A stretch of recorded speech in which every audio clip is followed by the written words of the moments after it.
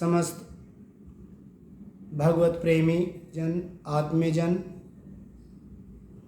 मातृशक्ति भाई और बहनों, नवरात्र का प्रथम दिवस, प्रथम शैलपुत्री आज सभी के घर स्थापना की गई और यज्ञ इत्यादि से आज से नवरात्र प्रारंभ हैं। उपवास व्रत रखे गए, लेकिन भक्ति में भाव सर्वोपरि है और साधना भी मन की ही साधना है, मन को ही साधना है। इसलिए आध्यात्मिक का और आध्यात्मिक के बारे में दोनों पक्ष को जानते हुए जब हम भौतिक क्रियाकलाप करते हैं तो वह आध्यात्मिक कार्यों के प्रतिफल के रूप में सहज ही पूर्ण हो जाते हैं। ऐसा ज्ञानी जन, संत जन, महात्मा जन और अपना अनुभव है। इसलिए हर एक व्रत त्योहार के पीछे किस लिए वो किया जाता है और वो हमारे जीवन में किस प्रकार से व्यवहार में आता है, ये हमें जानना बहुत ज़रूरी है। जहाँ शक्ति का नाम आता है वहाँ हमारा मातृत्व उभरता है, हमारे भाव में माता के प्रति आकर्षण आता है और जब हम माता शब्द कहते हैं तो हम अपने मूल की तरफ हमारा ध्यान जाता है। तो जैसे कि आज ये प्रथम दिवस है और हमने एक मात्र शक्ति का आवाहन करके उसको स्थापित किया है, तो हमें ये जानना है कि ये हमारे जीवन में किस वजह से है। तो ये हमारे शरीर से संबंध है, हमारी भौतिकता से संबंध है और हमारे आत्म कल्याण से भी संबंधित है। तो हमारा जो इशारा है ज़्यादा वो अध्यात्म की तरफ है, आत्म भाव की तरफ है कि किस प्रकार से जो महिषासुर, निम्बशुम इत्यादि जिन राक्षसों की संहार के लिए माता का आह्वान देव शक्तियों ने किया है, वैसा ही मनुष्य मात्र के अंदर देवत्व है। उस देवत्व को जागरण करके हमें इस शक्ति का आह्वान करना है, क्योंकि जहाँ ये शक्ति रहती है वहाँ पर राक्षस वृत्ति प्रवेश नहीं कर सकती। तो जिन्हें हम अपनी अंदर की, अपने अंतर में मनन करने में जो बुराइयां हैं, यही हमारी बुराइयां ही राक्षस स्वरूप हैं।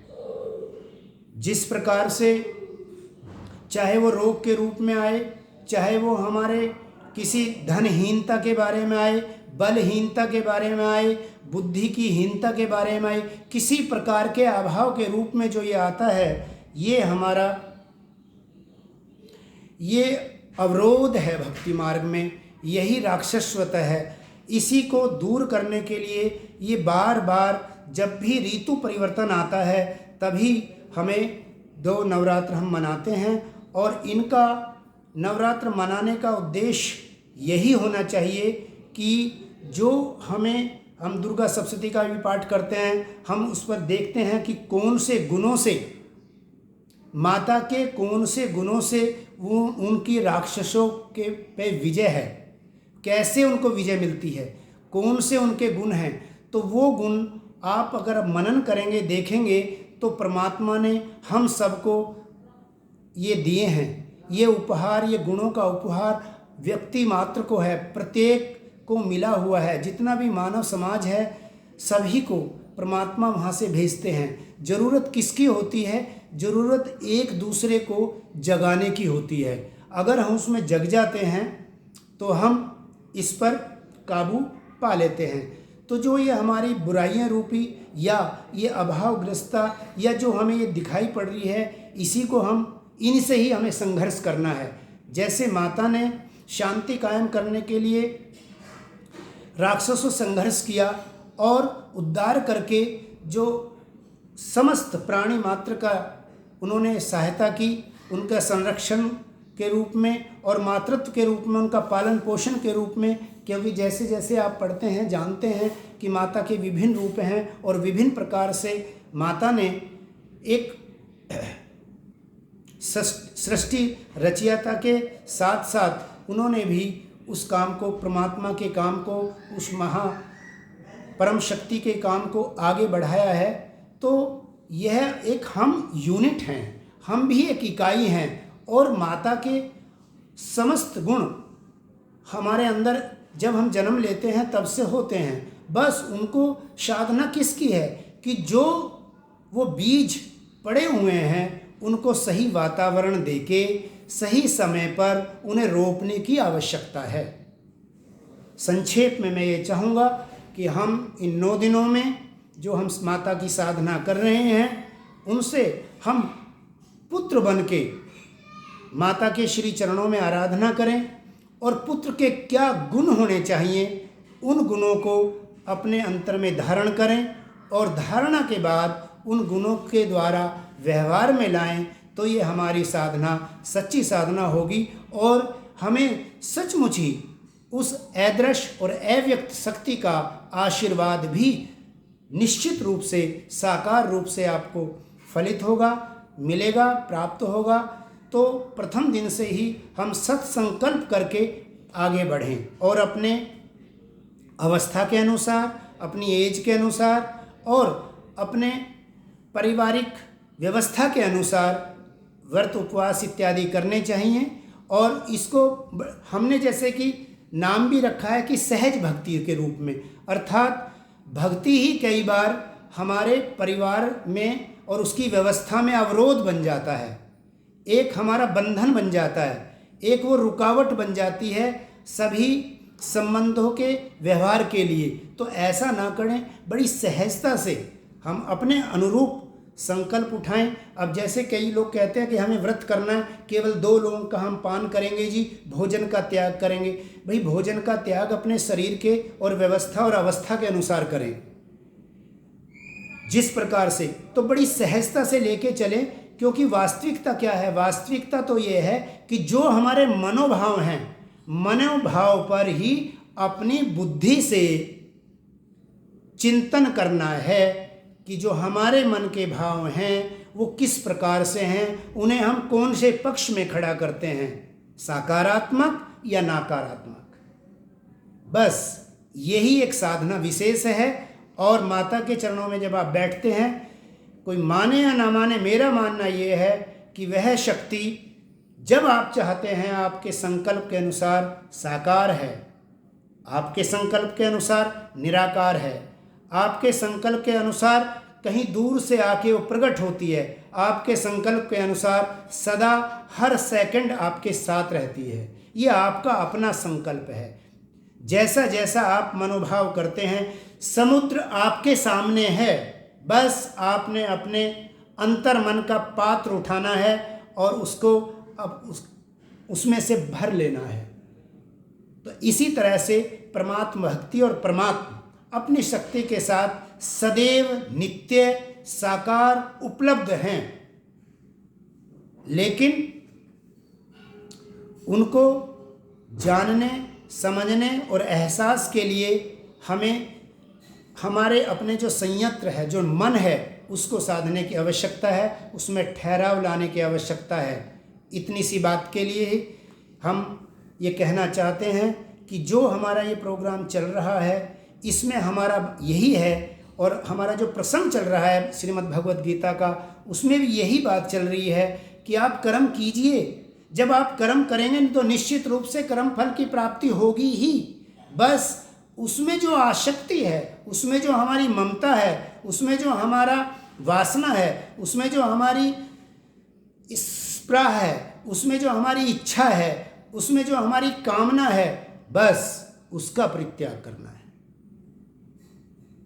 हमें तटस्थ रह के अंतर्मन से तटस्थ रहना है और शरीर से जो हमारे स्वाभाविक कर्म हैं, जो हमारे कर्तव्य कर्म हैं, वो जो बनते हैं, उनको कर्तृत्व का भाव का भी त्याग करने के लिए भगवान आज्ञा देते हैं।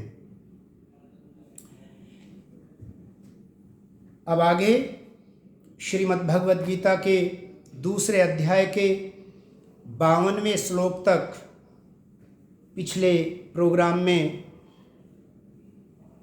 था। उसमें भगवान ने कि किस प्रकार से कर्मयोगी होने पर, किस प्रकार से हम कर्मयोगी हो सकते हैं और इस पथ पर आने से किस प्रकार से हमें कर्म योग प्राप्त होगा भगवान ने बताया।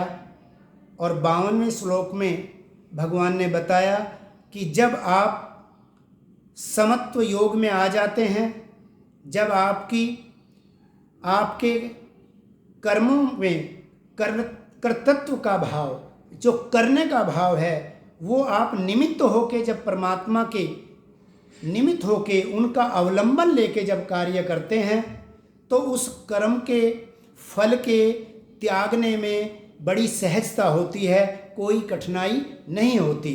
तो कर्म फल का त्यागना क्या है? इसमें किसी भाई ने मेरे से प्रश्न किया था, तो उसका उत्तर ये है कि जैसे आपने जीविका उपार्जन के लिए कहीं समय दिया और समय से आपने अपनी ड्यूटी की, अब महीना होने पर उसके परितोषक के रूप में जो आपको वेतन प्राप्त हुआ है, उसके त्याग से मतलब ये है कि वो जो प्राप्त हुआ उसे आप लीजिए, उसका प्रयोग कीजिए, लेकिन उसमें आपकी आसक्ति भाव ना हो, उसमें ममत्व ना हो।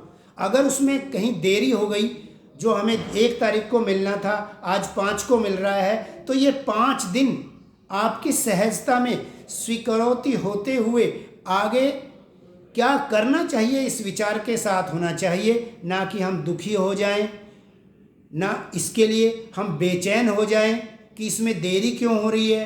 तो जो हमारा इसमें गहनता से ममत्व है वह नहीं होना चाहिए, क्योंकि ये तो अवश्य रूप से हमें प्राप्त होगा ही। तो इसके त्यागने का भाव, इसकी सदुपयोग आप कीजिए। त्यागने से भाव इसका ये नहीं है कि हम अपना वेतन त्याग रहे हैं, उसके पीछे जो भाव है, उसमें जो हमारी ममता है, हमारी जो आसक्ति है, और ये आसक्ति भी इतनी पूर्ण हो जाती है कि वो तृष्णा में परिवर्तित हो जाती है। बस ऐसा ना हो, ऐसा भगवान ने हमें बताया। और 52वें श्लोक में उन्होंने हमें बिल्कुल स्पष्ट शब्दों में कहा, और अर्जुन को संबोधित करके उन्होंने कहा है कि हे अर्जुन, जब तेरी ये मोह रूपी दलदल से तू पार हो जाएगा तो तुम्हें यह कर्मयोग की प्राप्ति हो जाएगी। तो हमारा क्या कर्तव्य बनता है, हमें क्या शिक्षा मिल रही है कि हमें मोह आसक्ति से का परित्याग करना है। आज 53वें श्लोक में भगवान आगे कहते हैं, श्रुति विप्रतिपन्ना ते यदा स्थास्यति निश्चला समाधि अचला बुद्धि तदा योगम अपावश्यसि। हे अर्जुन, जो विभिन्न तरह के भाव बार बार सुनने से जो तुम्हारी बुद्धि विचलित हो गई है, भगवान ये कहना चाहते हैं, ये मनुष्य मात्र के लिए है। जरूर वो अर्जुन को संबोधित करके कह रहे हैं कि हमारी बार बार जिस संकल्प के साथ, जिस दृढ़ता के साथ, जिस भाव के साथ हम गुरु के प्रति समर्पित हो जाते हैं, और फिर हम विभिन्न भावों को सुन के बार बार हमारी बुद्धि विचलित होती है कि हमें क्या करना चाहिए, क्या नहीं करना चाहिए। यही तो अर्जुन को हुआ।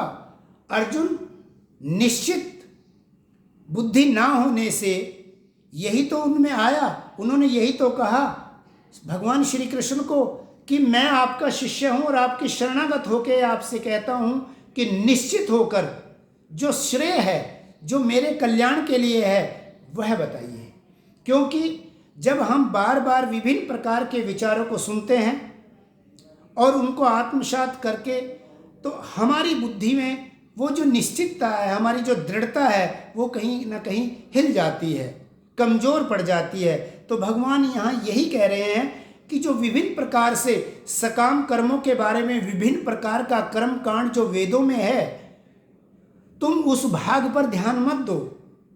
सकाम कामों के प्रति से तुम्हें उपरत होना है, उसका त्याग करना है।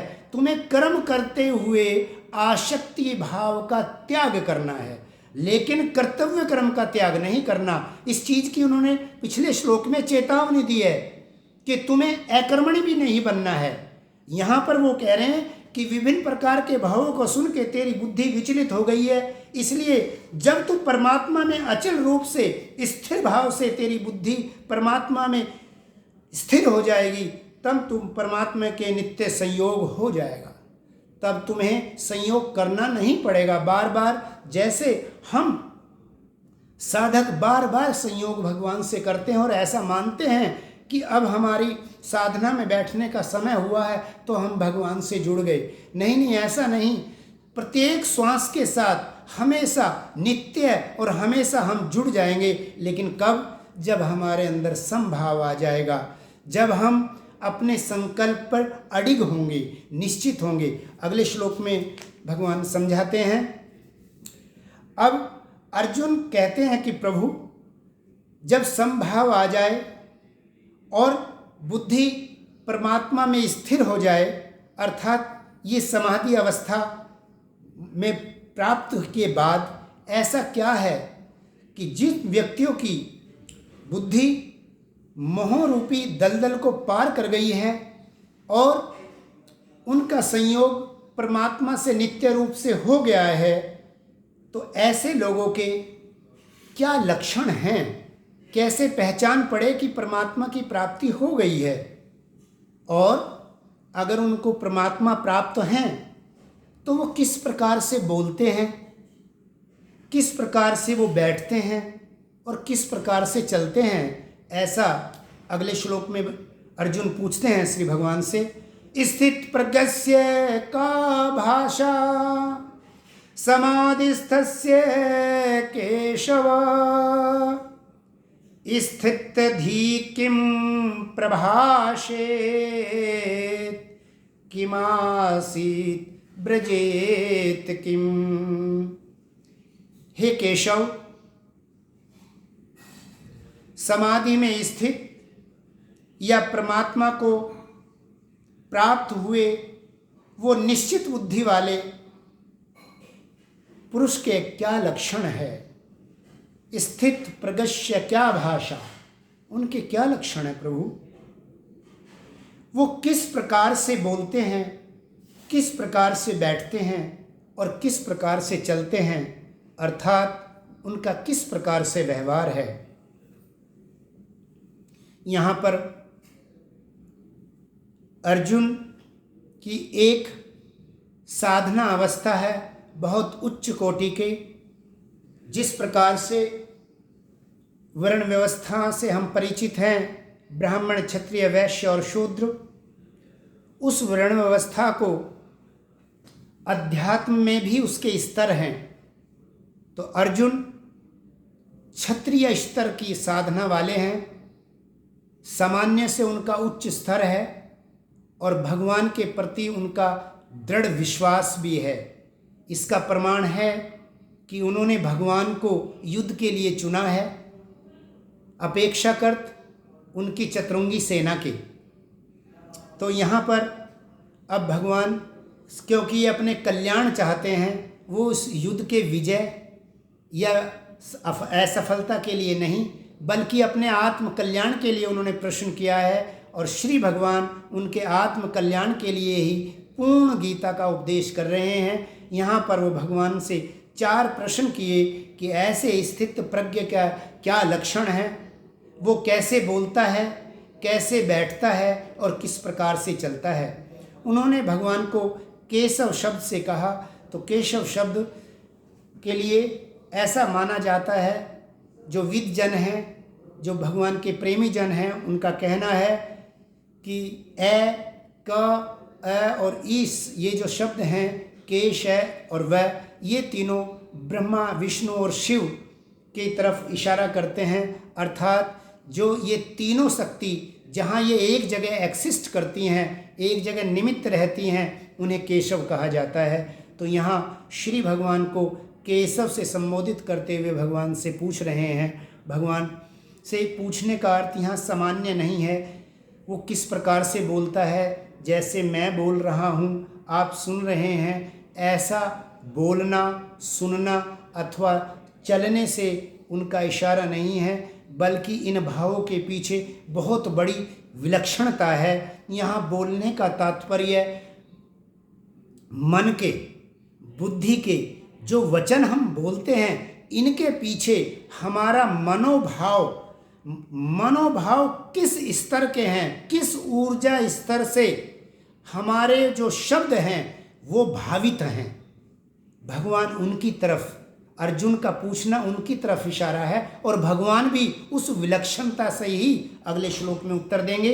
बोलने से तात्पर्य यह है और बैठने से तात्पर्य यह है कि व्यवहार रहित काल में जब हम कोई क्रिया नहीं कर रहे होते, तब हमारी अंतर्मन की, जिसे हम सूक्ष्म शरीर कहते हैं, मन चित्त बुद्धि की कौन सी अवस्था के भावों से भावित अर्थात ओतप्रोत रहती है। और चलने से तात्पर्य यह है कि जब हम संसार में आचरण करते हैं, व्यवहार करते हैं, तब हमारी स्थिति या उसके जो लक्षण होते हैं वो किस प्रकार से हैं। श्री भगवान उवाच प्रजाहाति यदा कामान सर्वान् पार्थ मनोगतान् आत्मन्येवा आत्मना तुष्टे स्थित प्रज्ञस्त उच्यते। श्री भगवान कहते हैं कि हे अर्जुन, हे पार्थ, प्रजाहति यदा कामान सर्वान् पार्थ मनोगतान्, कि जब मन में उत्पन्न होने वाले सारे वो भाव,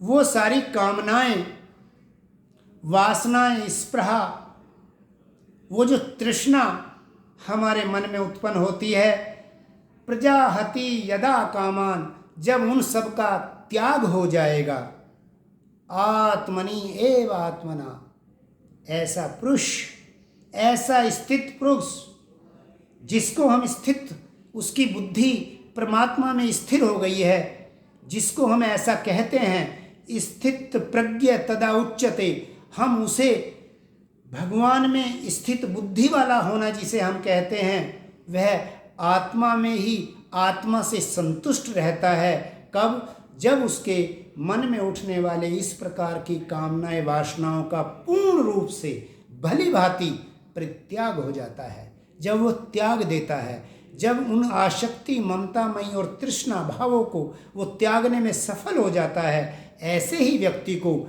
स्थित प्रज्ञ कहते हैं। क्योंकि अर्जुन ने यही सवाल किया कि स्थित प्रज्ञ के लक्षण क्या है। अब ये वाला जो पहला प्रश्न है, ये दूसरा अध्याय लगभग पूर्ण इसी प्रश्न के उत्तर में है, लेकिन भगवान बीच में ये भी बताते हैं कि वो कैसे बोलता है, कैसे चलता है और कैसे बैठता है। अगले श्लोक में ये भी कह रहे हैं, यहाँ स्थित प्रज्ञ का लक्षण बताया कि उसका पहला लक्षण ये है कि मन में उठने वाली वासना, स्पृहा और इच्छा अर्थात तृष्णा का, कामनाओं का वह भली भांति त्यागी हो जाता है, उसे त्याग देता है, तब हम उसे स्थित प्रज्ञ होना कहते हैं। अगले श्लोक में भगवान कह रहे हैं, अब वहाँ उसमें वो बता रहे हैं कि वैसे तो पहले अध्याय में ही सारा पूर्ण हो जाते हैं चारों प्रश्न, लेकिन अगले 3 प्रश्नों का उत्तर भगवान अलग अलग थोड़े से समझाते हैं। अगले 56वें श्लोक में भगवान कहते हैं, दुखेषु अनुउग्नमना सुखेषु विगित स्पृहा वीतराग भय क्रोध स्थित धीमुनिर उच्यते।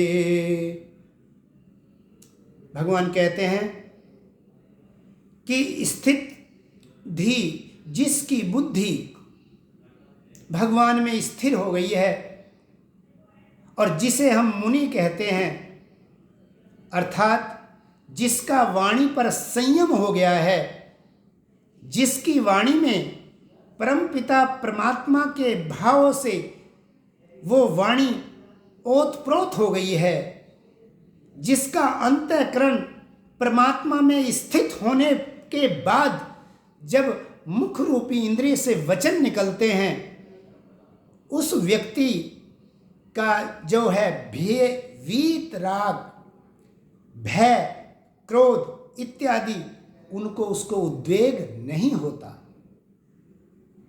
बड़े से बड़े दुख में भी वो विचलित नहीं होता। संसार के बड़े से बड़े सुख की प्राप्ति होने पर उसका मन चलायमान नहीं होता, उसका मन परमात्मा में स्थिर रहता है। साधक के लिए यहाँ इशारा है कि अपनी दृढ़ता में बार बार मनन करके प्रार्थना करे परमात्मा से और अपने संकल्प पे दृढ़ रह के आगे बढ़ता जाए।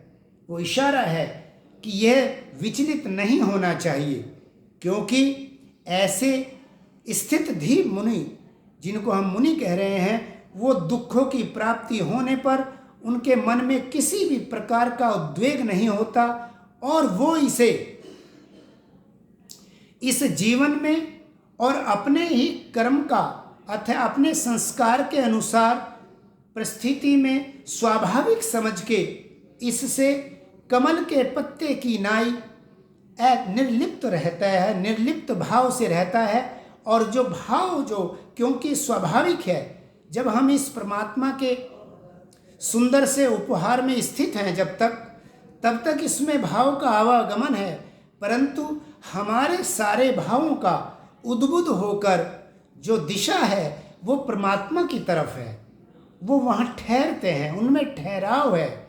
उनमें समुद्र के ऊपरी तर में जल पे जो उठने वाली लहरों की भांति लहरित नहीं रहता। प्रत्येक लहर से परमात्मा के नाम का स्पंदन साधक के अंतर मन में, अंतर समुद्र में बहता रहता है। तो यहाँ भगवान यही कह रहे हैं कि संसार के किसी भी प्रकार की सुख की प्राप्ति हो जाए तो वह निष्प्रह रहता है, अर्थात वह इच्छा व्यक्त नहीं करता कि मुझे अमुक बात की, अमुक साधन की प्राप्ति की आवश्यकता है। और उसका इस प्रकार से भय और क्रोध दोनों नष्ट हो जाते हैं। ऐसे ही व्यक्ति को स्थित प्रज्ञ या मुनि कहते हैं। अगले श्लोक में भगवान समझाते हैं, ये सर्वत्र अभिस्नेहस्तत्प्राप्य शुभाशुभम नाभिनन्दति न द्वेष्टि तस्य प्रज्ञा प्रतिष्ठिता। भगवान कहते हैं कि हे अर्जुन, जो शुभ और अशुभ वस्तु को प्राप्त होकर न प्रसन्न होता है और ना ही उसमें द्वेष करता है, प्राप्ति पर अति प्रसन्न नहीं होता है, अहंकार उत्पन्न नहीं होता और प्राप्त हो जाने पर उसे किसी के भी प्रति द्वेष उत्पन्न नहीं होता, न स्वयं के प्रति न किसी को, अन्य को किसी उसके अप्राप्ति का कारण समझकर उसके प्रति भी द्वेष उत्पन्न नहीं होता। और वह सबसे यहाँ स्नेह रहित होने का तात्पर्य यह नहीं है कि वो प्रेम रहित हो रहा है। प्रेम यहाँ स्नेहित, भगवान ने कहा है अभिस्नेह हो। अभिस्नेह का मतलब होता है जिसे स्नेह ना हो, अर्थात प्रेम ना हो। भगवान तो प्रेम का अवतार हैं, भगवान कृष्ण, तो वो ऐसा नहीं कह रहे कि प्रेम ना हो। प्रेम तो हो, पर प्रेम जब एक सीमा के बाद मोह में बदल जाता है, मोह में नहीं बदलना चाहिए। और जब मोह परिपक्व हो जाता है तो वह हमारी आसक्ति हो जाती है, अर्थात हमारी चित्त की वृत्ति बन जाती है, चित्त के स्वभाव में परिणत हो जाता है। और जो हमारा स्वभाव पक जाता है उसे ही संस्कार कहते हैं। वो हमारे संस्कार में आ जाता है। वो हमारे बीज रूप में, हमारे अंतर मन में, जिसे हम चित्त कहते हैं, उसमें बीज रूप में जाकर ग्राह्य हो जाता है, ठहर जाता है। तो भगवान उसी के लिए मना कर रहे हैं, क्योंकि आगे चल के भगवान कहने वाले हैं कि हम संसार में तीनों गुणों में बरतते हैं, उससे पार जाने की भगवान बात करने वाले हैं। यहाँ पर स्नेह रहित कहने का तात्पर्य है कि हमें मोह और आसक्ति की सीमा में प्रवेश नहीं करना है, अपितु परमात्मा के से जुड़े रह के, नित्य संयोग रख के हमें व्यवहार में सबसे स्नेह करना है, क्योंकि हम सभी परमात्मा के पुत्र और पुत्रियां हैं। ऐसा भाव रखते हुए जब हम करते हैं तो भगवान उसी तरह इशारा करते हैं कि जब सभी भाव के प्रति, जिसके प्रति भी तुम्हारा जब स्नेह रहित हुआ, तुम्हारा वो मन शुभ और अशुभ के प्रति भी जब ना, इससे हमें द्वेष उत्पन्न होता है और ना ही किसी प्रकार का अहंकार होता है, तब समझ लीजिए हमारी जो प्रज्ञा बुद्धि है वो परमात्मा में प्रतिष्ठित हो गई है। तब हम उसे स्थिर बुद्धि कहेंगे। भगवान इन लक्षणों को बता रहे हैं। आगे भगवान अगले श्लोक में कहते हैं, वो समझाने की कोशिश करते हैं कि अब उन्होंने कहा कि वो किस प्रकार से बोलता है, तो उन्होंने क्या समझाया कि अंतर मन के भाव परमात्मा से जुड़े रहें, तब वो हमारा बोलना है। अब भगवान यहाँ कह रहे हैं कि अगला जो उन्होंने कहा था कि वो किस प्रकार से बैठता है, जब हम व्यवहार नहीं कर रहे होते, संसार का व्यवहार हम नहीं कर रहे होते, कोई भी हम शरीर से, अपनी इंद्रियों से क्रिया जब नहीं कर रहे होते, तब हम किस प्रकार से बैठने का जो इशारा, जो प्रश्न अर्जुन ने भगवान से किया, भगवान उसका ही उत्तर यहाँ दे रहे हैं अगले उसमें, और उदाहरण बड़ा सुंदर देते हैं। देखिए, कहते हैं, यदा संहारते चा अयम कुर्मो अंगानीव सर्वसा इंद्रियाणि इंद्रियार्थेभ्य तस्य प्रज्ञा प्रतिष्ठिता।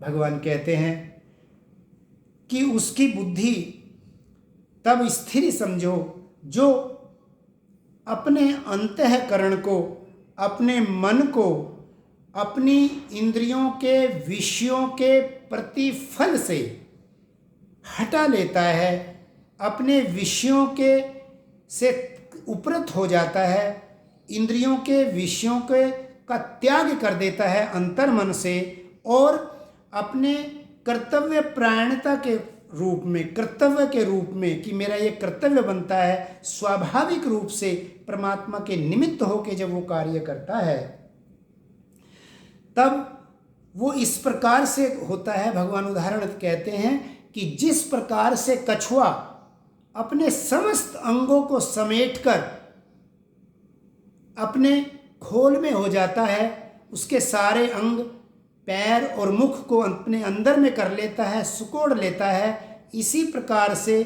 स्थित प्रज्ञ पुरुष अपने इंद्रियों के विषयों को उसी प्रकार से समेट लेता है अंतर्भाव से, अर्थात उन कर्म फल से, जो कर्म को फल मिलने वाला है, उनके प्रति जो आसक्ति है उसको त्याग देता है, और इस प्रकार से कर्म करते हुए भी वो कर्म न करने वाला बन जाता है। ऐसा भगवान कहते हैं। तब उसकी बुद्धि, समझ लिए, वो स्थिर समझना चाहिए। अब अगले श्लोक में कहते हैं भगवान,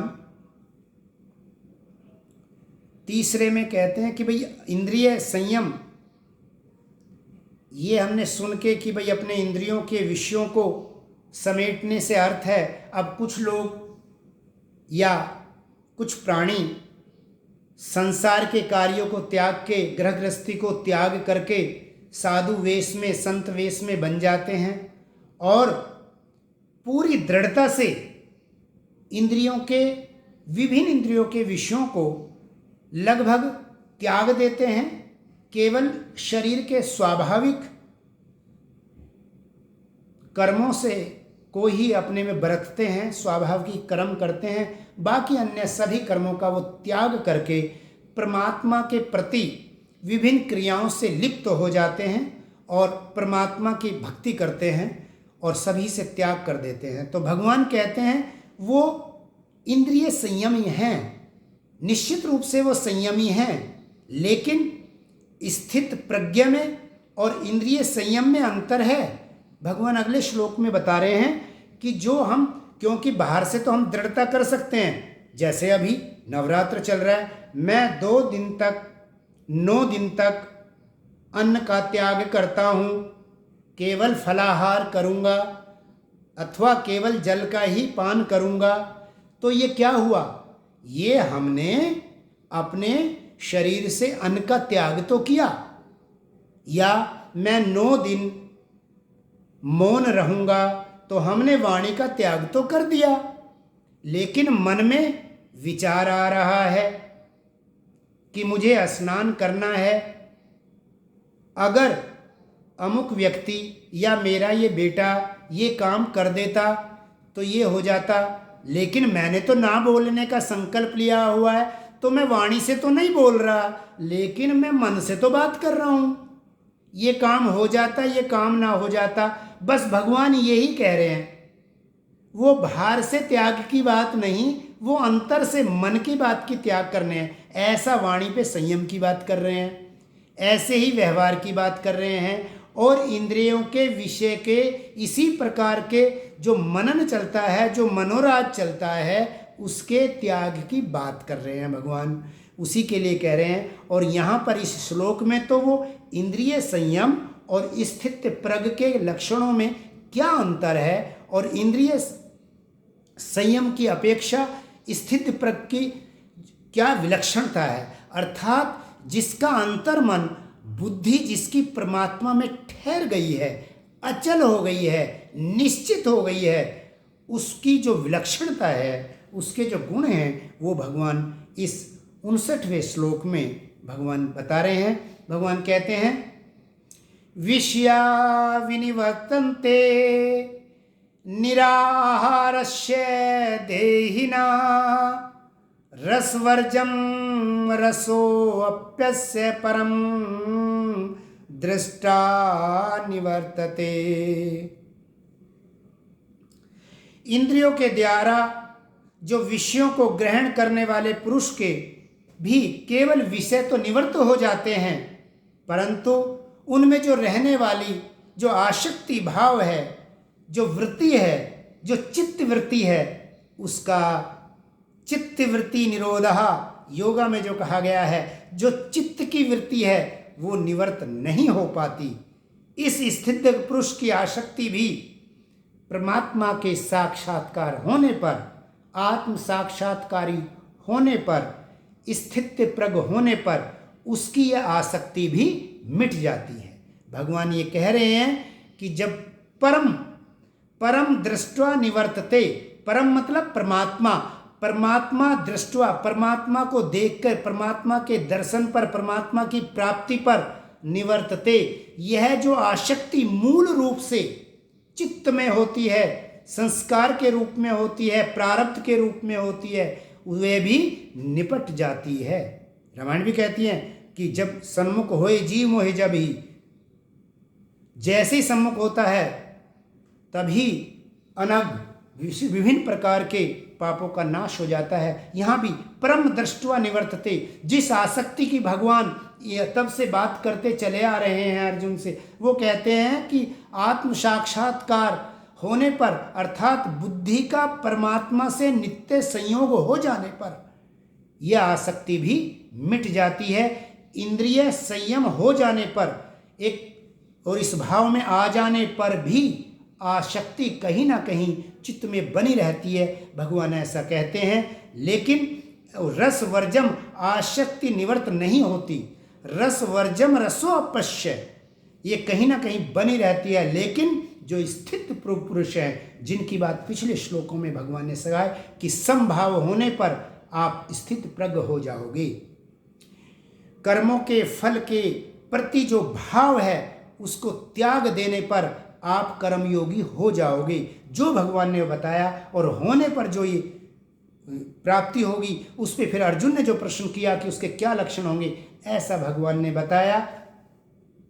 तो आज के सत्संग में हमने 59वें श्लोक पर आज अपनी वाणी को यहाँ विराम देते हैं और थोड़ा सा ये जानेंगे कि आज के सत्संग से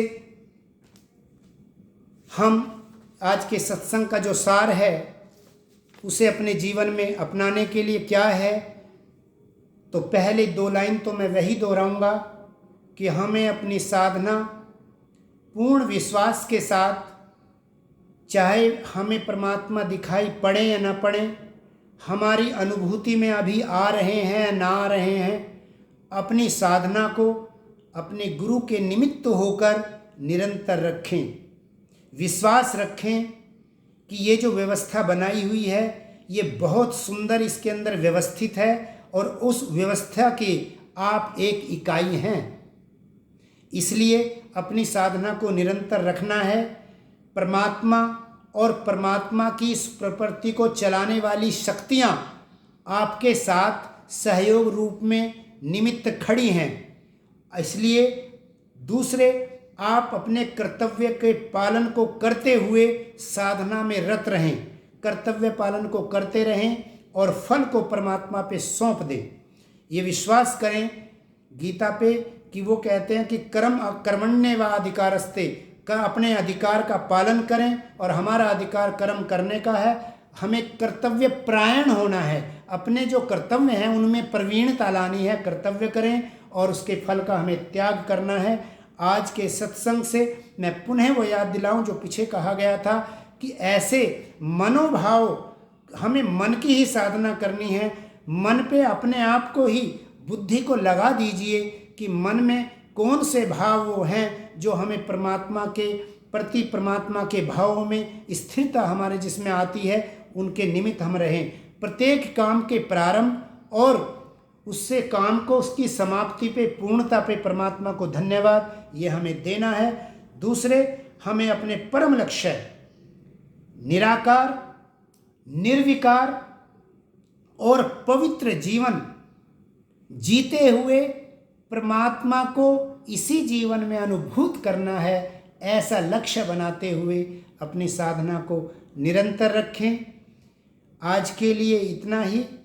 और जो सत्संग से हमें ज्ञान मोती मिलता है उसे हमें अपने व्यवहार में लाने का, एक एक मोती को जैसे माला में पिरोया जाता है ऐसे एक एक गुण को हमें अपने में धारण करना है और अपने गुणों के अवगुण जो हैं उनका एक एक करके निवारण करना है, परित्याग करना है।